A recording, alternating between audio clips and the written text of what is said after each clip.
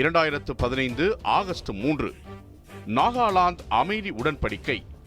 இந்திய அரசுக்கும் நாகா போராளி குழுவான NSCN அமைப்புக்கும் இடையே வரலாற்று சிறப்பு வாய்ந்த அமைதி உருவரை ஒப்பந்தம் கையெழுத்தானது. இந்தியாவின் வடகிழக்கு பகுதிகளில், குறிப்பாக நாகாலாந்து மற்றும் அதன் சுற்றியுள்ள பகுதிகளில் பல ஆண்டுகளாக நாகா கிளர்ச்சி குழுக்கள் இந்திய அரசுக்கு எதிராக ஆயுத போர்களில் ஈடுபட்டு வந்தன. இக்குழுக்களில் மிக முக்கியமானது NSCN எனப்படும் national socialist council of Nagaland ஆகும்.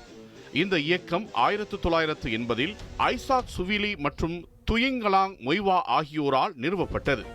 அவர்கள் கிரேட்டர் நாகாலிம் எனப்படும் ஒரு தனி சுயாட்சி தேசத்தை உருவாக்க கோரினர். இதில் நாகாலாந்து மட்டுமின்றி அசாம், மணிப்பூர், அருணாச்சல பிரதேசம் மற்றும் மியான்மரின் சில பகுதிகளும் சேர்க்கப்பட வேண்டும் என்றனர். இதற்கு பிற பகுதிகளில் கடும் எதிர்ப்பு எழுந்தது. பிரிவினைவாத கோரிக்கை என்பதால் இந்திய அரசும் இதனை நிராகரித்தது. இதையடுத்து ஆயுத போராட்டங்கள் தொடர்ந்தன. இப்பிரச்சனைக்கு தீர்வு காண அடித்தளமிடும் வகையில் 1997 ஆண்டில் இந்திய அரசும் NSCN இயக்கமும் ஒரு தற்காலிக சண்டை நிறுத்த ஒப்பந்தத்தை ஏற்படுத்திக் கொண்டன. பின்னர் சுமார் 18 ஆண்டுகளாக பேச்சுவார்த்தைகள் நடைபெற்றன. இறுதியில் 2015 ஆகஸ்ட் 3 இந்திய அரசுக்கும் NSCN அமைப்புக்கும் இடையே வரலாற்று சிறப்பு வாய்ந்த அமைதி உருவரை ஒப்பந்தம் கையெழுத்தானது.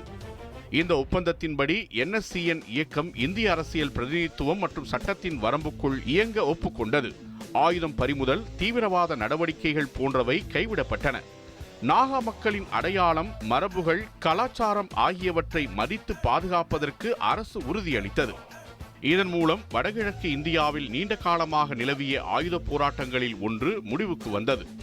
NSCN இயக்கம் அரசுடன் இணைந்து அமைதியான வழியில் பிரச்சனைகளுக்கு தீர்வு காண தயாரானது. பிற கிளர்ச்சி இயக்கங்களும் அமைதி பேச்சுக்களுக்கு தயாராகின. இவ்வுடன்படிக்கை இந்தியாவின் பல்வேறு இனங்கள், கலாச்சாரங்களின் வரலாற்று சிக்கல்களை சரி செய்யும் ஒரு முக்கிய முயற்சியாக வரலாற்று பக்கங்களில் பதிவானது.